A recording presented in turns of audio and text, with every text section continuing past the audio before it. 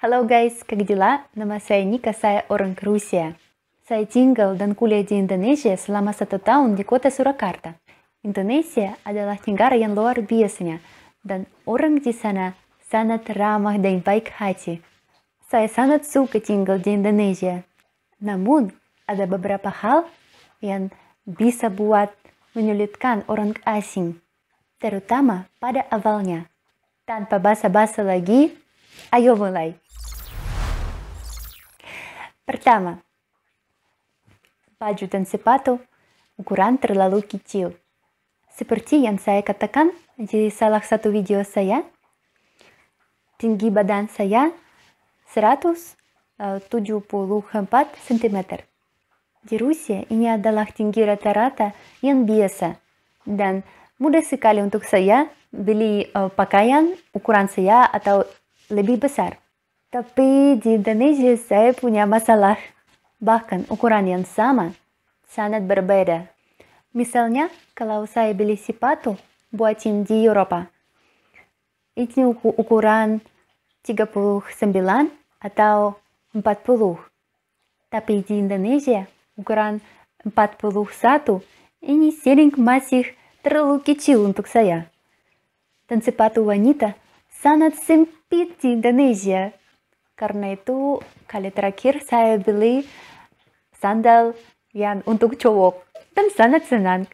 Tapi messenger lihat dan gak suka sandal saya, katanya tidak indah.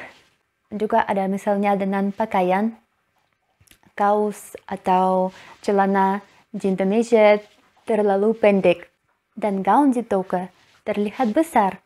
Entah kenapa terbuat dari bahan gak elastis. Oh no! Dan saya mengalami situasi yang sangat canggung ketika satu kali saya mau mencoba gaun itu.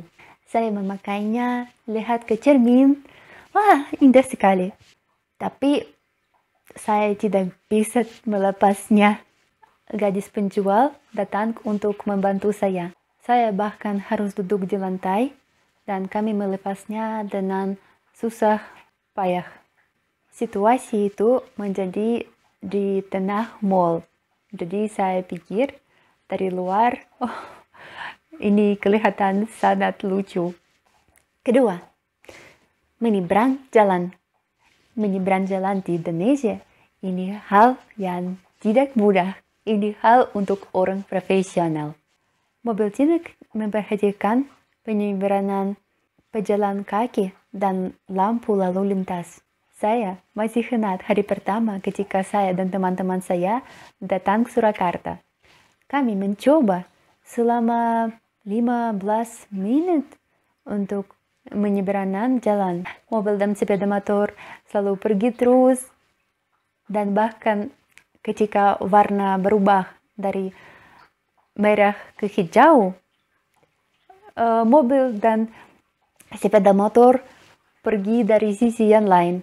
Akhirnya kami berlari saja ke sisi yang lain, dan saya merasa saya seperti orang yang memberenang sungai sama buaya.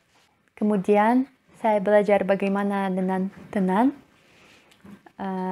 menyeberang jalan di mana saja dengan tenang terangkat seperti orang Indonesia. Tetapi pada awalnya saya takut, dan sering orang lokal, orang Indonesia membantu saya. Dan saya mau katanya terima kasih banget. Hal ketiga.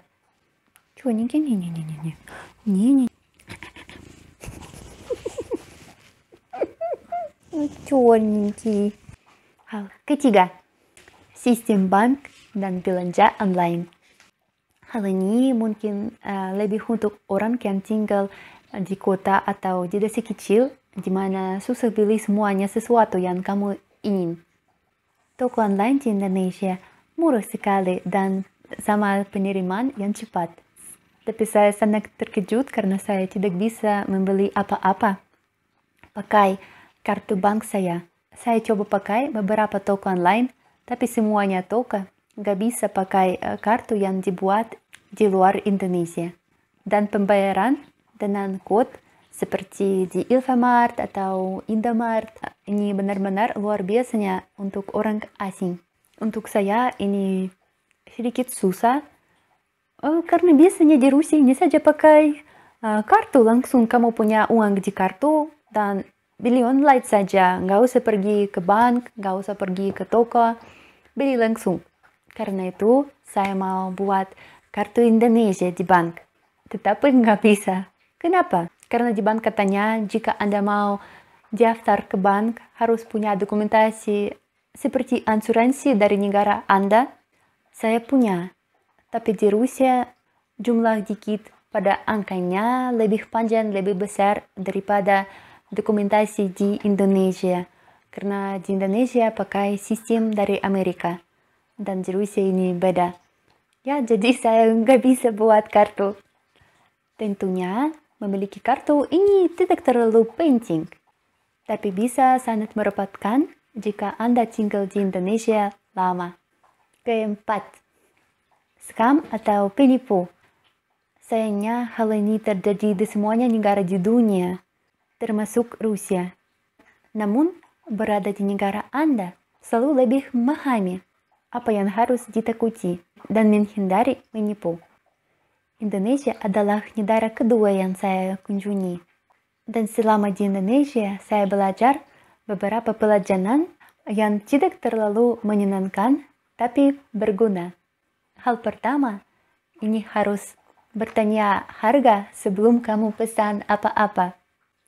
Misalnya, pada hari pertama saya di Surakarta, saya sama teman-teman saya yang juga orang asing, kami mau mencoba makan sate di warung. Warung ini yang sangat biasanya ini bahwa tidak di dalam ruangan, tapi di jalan saja, di pinggir jalan. Dan di warung itu nggak ada harga dimanapun. Saya pesan sate ayam dan teman-teman saya pesan sate kambing. Sesudah kami selesai makan, penjual katanya kami harus membayar. Untuk saya ini 25.000 rupiah. Dan untuk teman saya, sate kambing, ini 50.000 rupiah. Dan ini harga tanpa teh dan tanpa nasi. Baru datang ke kos, saya bertanya teman Indonesia saya. Dan dia katanya kami membayar hampir 2 kali lebih daripada harga asli. Sesudah itu, saya hampir nggak pernah makan di warung, di mana nggak ditulis harga, dan benar-benar saya selalu bertanya harga dulu. Hal scam yang lain, ini harga spesial untuk orang asing. Satu kali saya mau ke kota Masanjar naik bis. Saya sudah pernah ke sana bersama dan saya tahu harga untuk bis itu. Tapi ketika saya sendiri, penjual tiket di dalam bis katanya harga untuk bis adalah 50.000. Saya sudah bisa ngomong bahasa Indonesia sedikit dan saya katanya, tapi waktu yang lain, ini harga yang beda, ini 35 saja. Pria itu tertawa dan segera mengkoreksi harganya. Juga ada cerita sama teman saya yang mau pakai becak. Ini dekat dari universitas sampai mall. Dan harga jika kamu pakai Grab ini saja 6 atau 8.000. Tapi ketika teman saya datang ke mall, orang becak katanya dia harus membayar 100.000 rupiah. Namun ini tidak terlalu sering dan lebih sering saya bertemu orang yang baik hati dan selalu mau bantu orang yang lain. Kelima, bahasa. Ini hal yang enggak untuk Indonesia saja, tapi untuk hampir semuanya negara.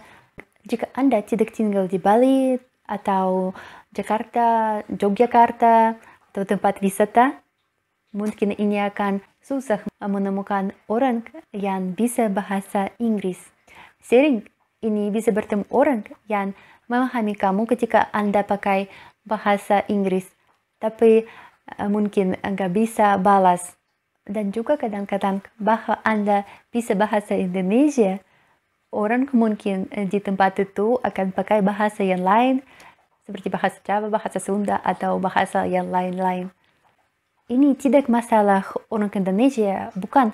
Karena di Rusia sama, dan saya berpikir orang harus tahu bahasa negara yang dia tinggal, dan tahu bahasa yang lain. Ini saja bonus menyenangkan jika orang mau belajar bahasa yang lain.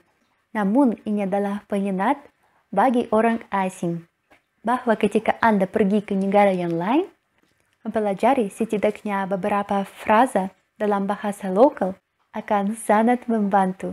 Hari ini kami membahas beberapa hal yang dapat menyulitkan orang asing di Indonesia. Saya tahu penonton channel kami sebagian besar dari Indonesia, tapi saya harap video saya juga akan berguna bagi Anda jika Anda pergi ke negara yang lain dan akan membantu mempersiapkan masalah yang mungkin menanti Anda di sana. Terima kasih untuk menonton. Paka-paka!